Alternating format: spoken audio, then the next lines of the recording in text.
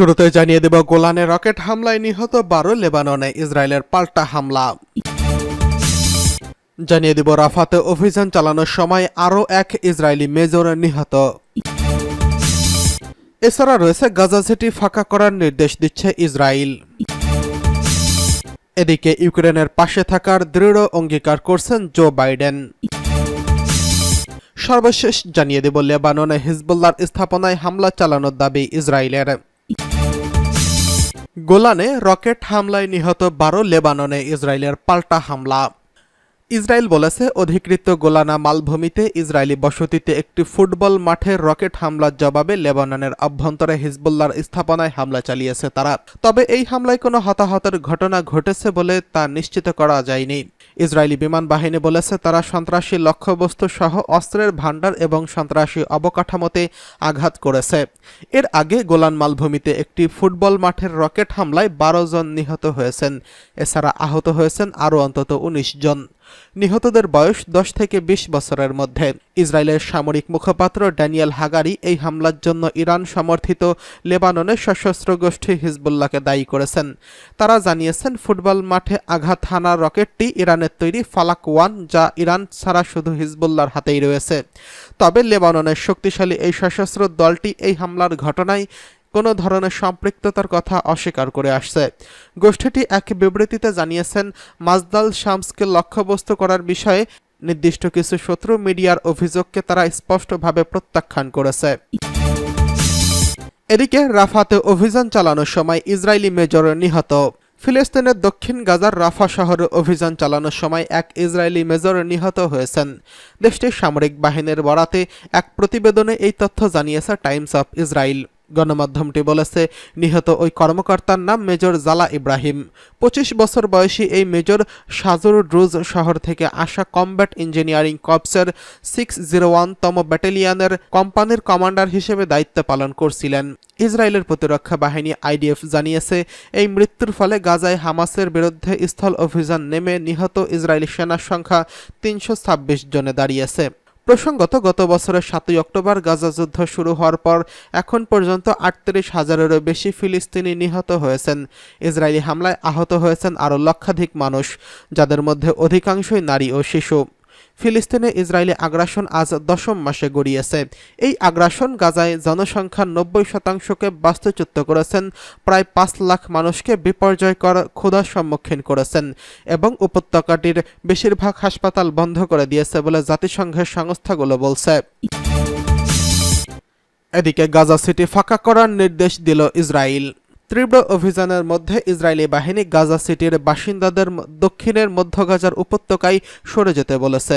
গাজা উপত্যকার উত্তর দিকে অভিযান চালাচ্ছে ইসরায়েলি সামরিক বাহিনী। উড়োজাহাজের মাধ্যমে আকাশ থেকে লিফলেট ফেলে বলে দেওয়া হয়েছে সবাই যেন গাজা সিটি ছেড়ে চলে যায়।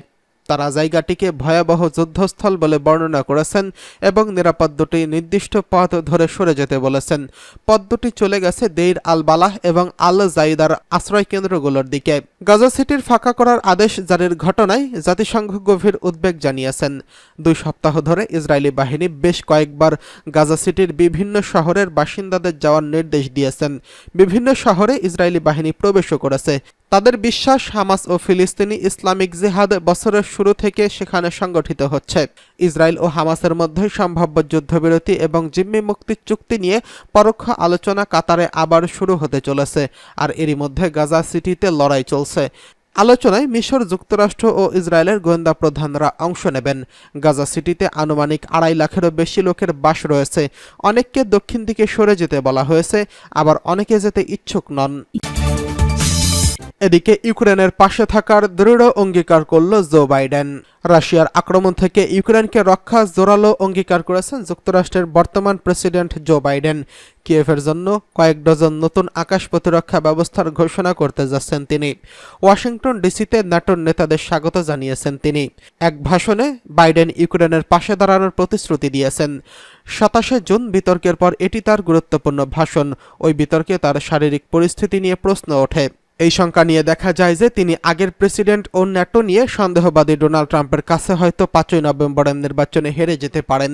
এদিকে ভাষণে বাইডেনের কণ্ঠ বেশ আত্মবিশ্বাসী ও জোরালো বলে মনে হচ্ছিল। বাইডেন ঘোষণা করেন, ন্যাটো ইতিহাসের সবচেয়ে শক্তিশালী পর্যায়ে রয়েছে। ইতিহাস এই মুহূর্তে আমাদের সম্মিলিত শক্তির আহ্বান জানায়। যেখানে ইউক্রেনকে মানচিত্র থেকে মুছে ফেলতে চাইছেন রাশিয়ার প্রেসিডেন্ট ভ্লাদিমির পুতিন, সেখানে বাইডেন বলেন স্বৈরশাসকেরা বৈশ্বিক পরিক্রমাকে উল্টে দিতে চায়। সন্ত্রাসী গোষ্ঠী অশুভ শক্তির পরিকল্পনা চালিয়ে যাচ্ছে, কোনো ভুল করা যাবে না।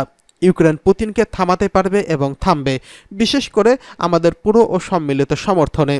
আমাদের পূর্ণ সমর্থন থাকবে। প্রেসিডেন্ট নির্বাচন থেকে নাম প্রত্যাহারের অস্বীকৃতি জানিয়েছে বাইডেন। তিনি বিশ্বজুড়ে দীর্ঘস্থায়ী মিত্রদের সঙ্গে সম্পর্ক পুনর্গঠন ও শক্তিশালী করার জন্য পররাষ্ট্রনীতিতে জোর দিচ্ছেন। তিনি আরও ঘোষণা দিয়েছেন, ওয়াশিংটন সহ ন্যাটো দেশগুলো ইউক্রেনের আকাশ প্রতিরক্ষা ব্যবস্থাকে শক্তিশালী করার জন্য বড় পদক্ষেপ নিচ্ছে। তিনি বলেন, যুক্তরাষ্ট্র, জার্মানি, নেদারল্যান্ডস, রোমানিয়া, ইতালি ও ইউক্রেনকে অতিরিক্ত 5টি আকাশ প্রতিরক্ষা ব্যবস্থার জন্য সরঞ্জাম দেবে। এদিকে লেবাননের হিজবুল্লাহর স্থাপনায় হামলা চালানোর দাবি ইসরায়েলের। ইসরায়েলি সামরিক বাহিনী বলেছে তারা লেবাননের সশস্ত্র গোষ্ঠী হিজবুল্লাহর স্থাপনায় হামলা চালিয়েছে। গাজা যুদ্ধ শুরু হওয়ার পর থেকেই ইসরায়েলি বাহিনী হিজবুল্লাহর মধ্যে হামলা পাল্টা হামলার ঘটনা ঘটেছে।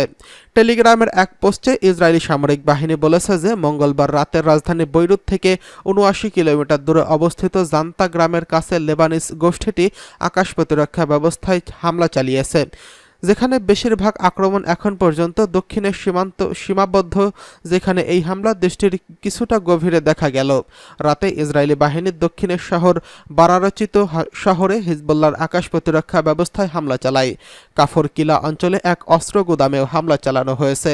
লেবাননের দক্ষিণাঞ্চলীয় শহর মারজুয়াইন অঞ্চল থেকে আল জাজিরার সাংবাদিক আসাদ বেগ বলেন, ইসরায়েলি কামান ড্রোন ক্ষেপণাস্ত্র দিয়ে হামলা করেছে ইয়ারুন, হুদাদা, হুলা, তাউলিন এবং আল নাদি শায়াত নামক স্থানে।